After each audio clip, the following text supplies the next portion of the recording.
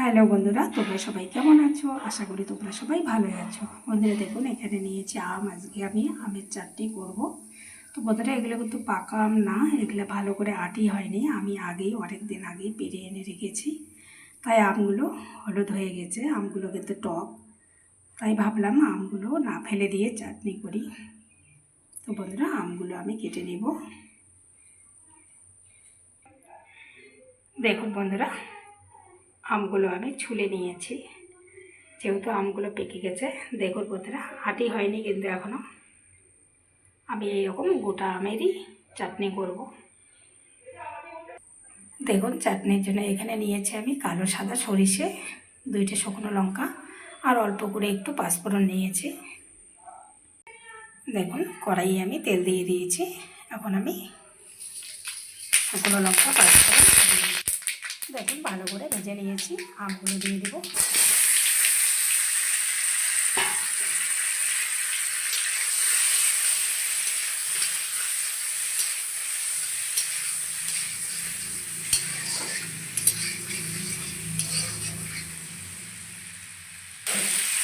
দিয়ে দিচ্ছি অল্প করে একটু হলুদ গুঁড়ো,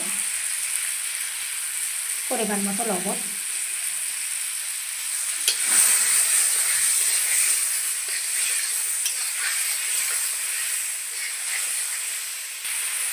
দিয়ে দিচ্ছি হাফ চামচেরও কম লঙ্কা গুঁড়ো,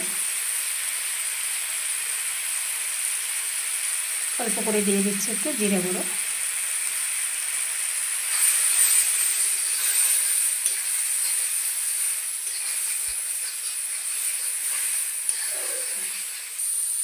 ভালো করে একটু ভেজে নিয়েছি। দিয়ে দেবো জল।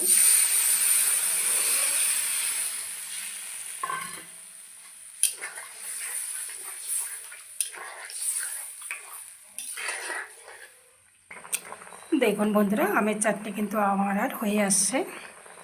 এখন আমি দিয়ে দেবো চিনি, যেহেতু আমগুলো টক, 2 চামচ চিনি দিয়ে দেবো।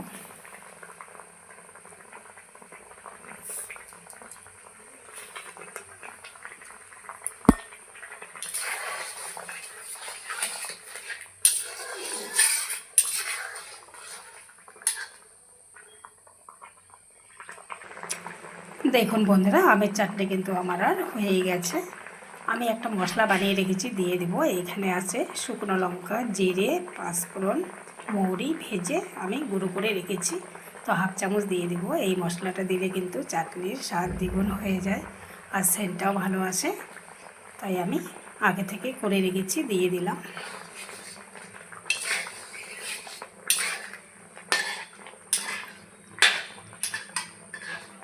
তো বন্ধুরা, আমের চাটনি আমার হয়ে গেছে, আমি নামিয়ে নেব।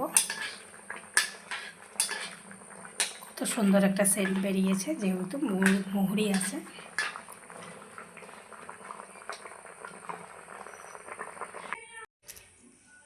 দেখুন বন্ধুরা, চাটনি আমি নামিয়ে নিয়েছি। দেখুন, আমগুলো গোটা গোটা আছে, দেখতে কতটা সুন্দর হয়েছে। দেখুন, গরমে কিন্তু এরকম চাটনি দিয়ে ভাত খেতে খুব ভালো লাগে।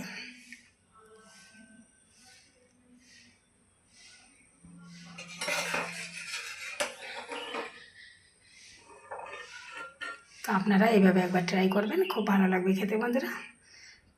তো বন্ধুরা, ভিডিওটি আজকে এই পর্যন্ত শেষ করছি। আবার কোনো নতুন ভিডিও নিয়ে দেখা হবে। টাটা বন্ধুরা, সবাই ভালো থাকবেন, সুস্থ থাকবেন।